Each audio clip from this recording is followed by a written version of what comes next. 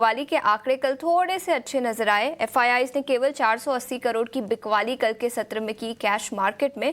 वही domestic institutional investors ने करीब 260 करोड़ की खरीदारी कल के सत्र में की थी। इंडेक्स फ्यूचर्स में 500 करोड़ की बिकवाली दिखी। इंडेक्स ऑप्शंस में 6250 करोड़ की खरीदारी। स्टॉक फ्यूचर्स में 1300 करोड़ की बिकवाली। वही स्टॉक ऑप्शंस में करीब 225 करोड़ की बिकवाली कल के सत्र में दिखी थी। और याद रखें, 3 स्टॉक्स आज के सत्र में एफएनओ बैन में रहेंगे। मनप्पुरम फाइनेंस पिछले कुछ दिनों से है। हिंदुस्तान कॉपर को कल ऐड किया गया था, लेकिन इसके अलावा बीएसई यानी बॉम्बे स्टॉक एक्सचेंज का स्टॉक भी आज एफएनओ बैन में ऐड किया गया है। तो 3 स्टॉक्स, इन पर अपनी नजर रखें। लेकिन कल की वॉलेटिलिटी के बाद आज के सत्र में कमजोर ओपनिंग के संकेत तो निकल कर आ ही रहे हैं। ऐसे में किस तरह की रणनीति बनानी चाहिए, कौन से लेवल्स पर आपको नजर रखनी चाहिए, ये बताने के लिए अब हमारे साथ डिम्पी जुड़ चुके हैं। डिम्पी, गुड मॉर्निंग, बताएं। Good morning Ashisha. देखिए, आज यूएस मार्केट से जो संकेत आए हैं वैसे तो बहुत खराब हैं और एक ग्लोबल टर्मोइल या फिर ग्लोबल स्लोडाउन या फिर ग्लोबल रिसेशन को भी इंडिकेशन करेंगे, क्योंकि ये वर्ल्ड की सबसे बड़ी इकोनॉमी है। उसके अंदर जो भी होगा वो पूरे विश्व में असर डालेगा।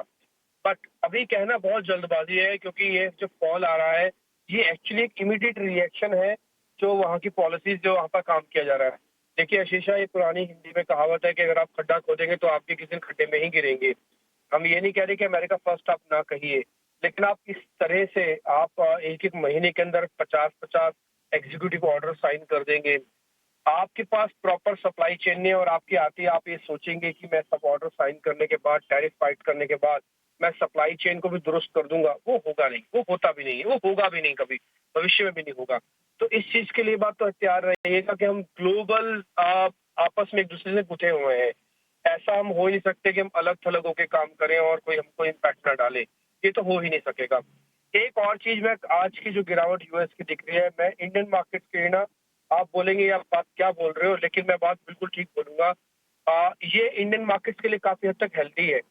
द रीजन इज बीइंग क्योंकि वहां का एफआई निकलेगा बाहर, वो जाएगा चाइना, वो जाएगा हो सकता है इंडिया, हो सकता है कहीं और भी जाए। वो मैं ये नहीं कहता कि सिर्फ इंडिया में ही आएगा, लेकिन एफआई का जो एक सेफ हेवन वापस back to the pavilion US market के अंदर रुकना हो गया था, मेरे को लग रहा है उस पर कल एक बड़ा क्रैक आया है। ऑल्दो ये कहना भी जल्दबाजी है कि आगे चल के और भी यूएस गिरेगा, बट अगर ऐसा होता है तो उसका इम्पैक्ट इंडिया में काफी हद तक पॉजिटिव हो सकता है, क्योंकि इंस्टीट्यूशनल इंडिया में वैल्यूएशन हंटिंग के लिए आएंगे और हम ऑलरेडी काफी अच्छी वैल्यूएशन पे आके खड़े हो गए हैं। अब आते हैं लेवल्स की बात, क्योंकि एफ एंड ओ की बात आपने बोली, तो कल अनवाइंडिंग का प्रेशर था निफ्टी पे। 22,500 के नीचे हमने क्लोज किया, बहुत ज्यादा नीचे नहीं थे। आज गैप डाउन करेंगे और उसके बाद 22,200 और 22,000 के सपोर्ट्स को हम टेस्ट करने के लिए पहुंच जाएंगे। इंपॉर्टेंट सपोर्ट 22,000 का ही है। इसके अंदर अगर हम ये वाला हिस्सा भी एब्जॉर्ब कर ले तो एक गुड डील होगी मार्केट के लिए, और मार्केट वापस से रिकवरी मोड में भी आ सकता है। ट्रस्ट मी, मेरे को मालूम नहीं है आज कैसे चलेगा मार्केट, बट मेरा ऐसा मानना है कि आज का ओपनिंग के फॉल के बाद मार्केट फिर गिरावट नहीं दिखाएगा और उसके बाद उसको रोकने की कोशिश करेगा। कुछ कुछ सिग्नल इंडिकेशन ऐसे डेरिवेटिव से मिल रहे हैं। दूसरा पॉइंट आते हैं कि ऊपर आके कैसे ठीक होगा। देखिए, ऊपर आके 22,600 और 700 टफ रेजिस्टेंस हो चुका है, यहाँ पे आके हिट करेगा, वापस से कमजोर होगा। तो अभी आपके पास एक रेंज बनी है 22,000 से लेके 22,500 700 तक की रेंज है। ये पूरी एक्सपायरी भी निकाल सकती है, पूरा मार्च का मंथ भी निकाल सकती है। तो थोड़ा ध्यान से काम कीजिएगा और धैर्य से काम कीजिएगा, और 2 प्रिंसिपल्स को फॉलो कीजिएगा। तीसरा हमने छोड़ दिया, accumulation. 2 principles, buy right and set right, and second is no aggression no depression. Bank Nifty के लेवल जल्दी से बता देता हूँ। बैंक निफ्टी भी 48,000 के इंपॉर्टेंट बेस पे आज काम कर सकता है। ये आज हो सकता है इसके नीचे गैप डाउन करे, बट अगर क्लोजिंग इसके ऊपर मिल गया 48,000 के ऊपर, तो डैमेज डन और डिस्काउंटेड दोनों माना जाएगा। यानी कि डैमेज हो भी गया और डिस्काउंट भी हो गया, ये माना जाएगा। फिलहाल 48,000 48,800 के बीच में इस बार पूरी एक्सपायरी शायद निकल सकते हैं आने वाले दिनों में। तो ये सारे लेवल्स टू वॉच करने वाले हैं। आज आपको कुछ नहीं करना, सिर्फ ग्लोबल सेटअप के अंदर जो थोड़ा बहुत डिस्टर्बेंस हुई है उसको एडजस्ट होते हुए मार्केट के अंदर देखना है, बस शांति से, और कुछ नहीं करना। मार्केट को जो करना है वो अपने आप करेगा। ठीक है, तो ये कुछ लेवल्स जहां पर आपको अपनी नज़र रखनी चाहिए। डिम्पी, शुक्रिया पूरी डिटेल्स के साथ हमारे साथ जुड़ने के लिए।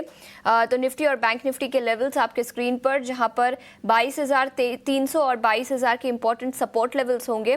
22,600 और 700 ये इंपॉर्टेंट रेजिस्टेंस लेवल्स निफ्टी पर। वही बैंक निफ्टी की बात करें तो 48,000 और 47,900 इंपॉर्टेंट सपोर्ट लेवल्स, वही 48,500 और 48,800 के रेजिस्टेंस लेवल्स पर आपको नजर रखनी चाहिए। इस पर 8 बजे फिर एक बार विस्तार में चर्चा करेंगे डिम्पी के साथ। लेकिन इस बीच एंजल वन के राजेश भोसले अब हमारे साथ फोन लाइन पर जुड़ चुके हैं। इस पर अभी चर्चा करेंगे थोड़ी ही देर में, लेकिन इस बीच कल के बाजारों की बात करें तो याद रखें शुरुआती ट्रेड में हल्की सी तेजी थी, उसके बाद मोमेंटम बिल्डअप होता हुआ नजर आया, लेकिन शो के आखिर तक यानी दिन के आखिर तक काफी कमजोरी इंडेक्स लेवल पर दिखी। इनफैक्ट निफ्टी गिरावट के साथ बंद होता हुआ नजर आया, करीब 100 अंकों की गिरावट के साथ 22,450 के लेवल्स के आसपास।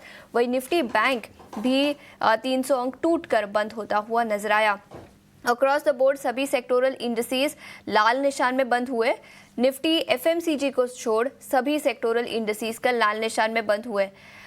लेकिन इसके अलावा एफएमसीजी सेक्टर में सबसे ज़्यादा तेज़ी दिखी। एचयूएल, नेस्ले, आईटीसी जैसे सभी स्टॉक्स तेज़ी के साथ बंद होते हुए नजर आए। वही रियल्टी शेयरों में सबसे ज़्यादा कमजोरी दिखी। लेकिन याद रखें आज के सत्र में आईटी और मेटल इंडेक्स पर सबसे ज़्यादा फोकस रहेगा। नैस्डैक में कल भारी गिरावट दिखी थी, जिसके चलते आईटी और मेटल सेक्टर पर आज इम्पैक्ट दिखेगा। रणनीति बनानी चाहिए, ये बताने के लिए अब हमारे साथ एंजल वन के राजेश भोसले जुड़ चुके हैं। Rajesh ji, good morning. एशियाई बाजारों से कमजोर ओपनिंग के संकेत, अमेरिकी बाजारों में भारी गिरावट, ऐसे में भारतीय बाजारों पर किस तरह की रणनीति बनाएं? जी नमस्कार, गुड मॉर्निंग।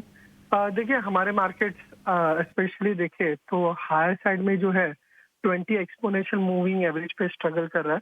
कल भी पॉजिटिव ओपनिंग के बाद जो है 22,700 क्रॉस नहीं कर पा रहा था एंड कल ही एक वीकनेस के संकेत आ गए थे। तो जब तक 22,700 क्रॉस नहीं करता तब तक थोड़ा सा सिलेक्टिव रहना पड़ेगा, लॉन्ग्स में थोड़े से लाइट रहना चाहिए।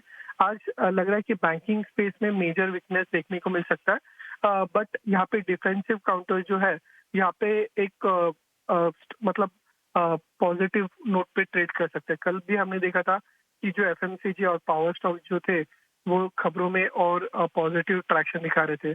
तो दो बाय कॉल्स देना चाहूंगा। एक होगा एचयूएल पे। एचयूएल कल एक बुलिश रिवर्सल फॉर्मेशन देखने को मिला था एंड फ्रेश लॉन्ग फॉर्मेशन भी देखने को मिले थे। तो एचयूएल को यहाँ पे बाय किया जा सकता है। 2250 के आसपास की क्लोजिंग है। 2194 का स्टॉप लॉस रख के बाय कर सकते हैं। ऊपर में जो टारगेट एक्सपेक्ट कर सकते हैं वो होगा 2350 का। और दूसरा जो बाय कॉल होगा वो होगा पावर ग्रिड पे। पावर ग्रिड में भी काफी अच्छे फॉर्मेशन कल देखने को मिला था एंड 20 एक्सपोनेंशियल मूविंग एवरेज के ऊपर क्लोज किया है। तो पावर ग्रिड में भी बाय कर सकते हैं। 263 के स्टॉप लॉस है, यहाँ से अपसाइड टारगेट होगा 286 का। ठीक है, तो पावर ग्रिड याद रखिए। पावर स्टॉक्स में कल अच्छी खासी तेजी दिखी थी, उसके बाद पावर ग्रिड पर खरीदारी की राय राजेश ने दी है। और इसके अलावा एफएमसीजी सेक्टर से एचयूएल पर भी खरीदारी की राय 2350 तक के लेवल्स नजर आ सकते हैं। शुक्रिया समय निकालकर ईटी नाउ स्वदेश के साथ जुड़ने के लिए।